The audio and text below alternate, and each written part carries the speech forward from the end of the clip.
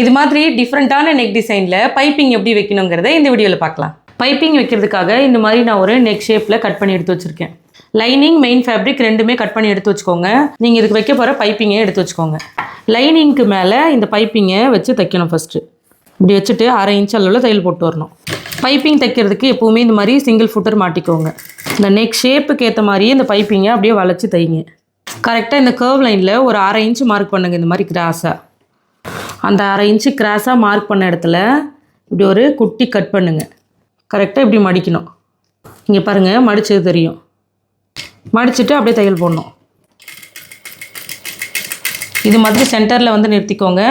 அப்படியே திருப்பி தைச்சிட்டு போங்க. அதே மாதிரி இந்த சென்டர்லேயும் நம்ம வந்து ஒரு 1/2 இன்ச்சுக்கு மார்க் பண்ணியிருக்கேன்.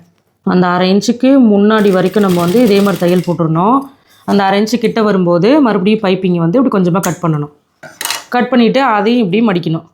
இப்படி கரெக்டாக வச்சுட்டு மறுபடியும் ஊசி அதை உள்ளே நிறுத்தி மறுபடியும் இப்படி வளைக்கணும். இதே மாதிரியே ஃபுல்லாக தைச்சிருங்க. இது மாதிரியே தைச்சி எடுத்துக்கோங்க. இதுக்கு மேலே நம்மளுடைய மெயின் ஃபேப்ரிக் வைக்கிறோம். எப்படி வைக்கிறோம்னா, ரைட் சைடு வந்து லைனிங்கை பார்த்து இருக்கிற மாதிரி வைக்கிறோம். இப்போ நம்ம பைப்பிங்கில் தைச்சிருக்கோம் இல்லையா, அதே மாதிரி இப்போ நம்ம வந்து மெயின் ஃபேப்ரிக் வச்சு தைக்க போகிறோம். தொட்டாலே தெரியும் உள்ளே நம்மளுக்கு பைப்பிங் இருக்கிறது. அதனால் அதே மாதிரி நம்ம ஃபஸ்ட்டு ஒரு தையல் போட்டோம் இல்லையா, அதே மாதிரி தையல் போட்டு எடுக்கிறோம். இது மாதிரி தையல் போட்டு எடுத்துக்கணும்.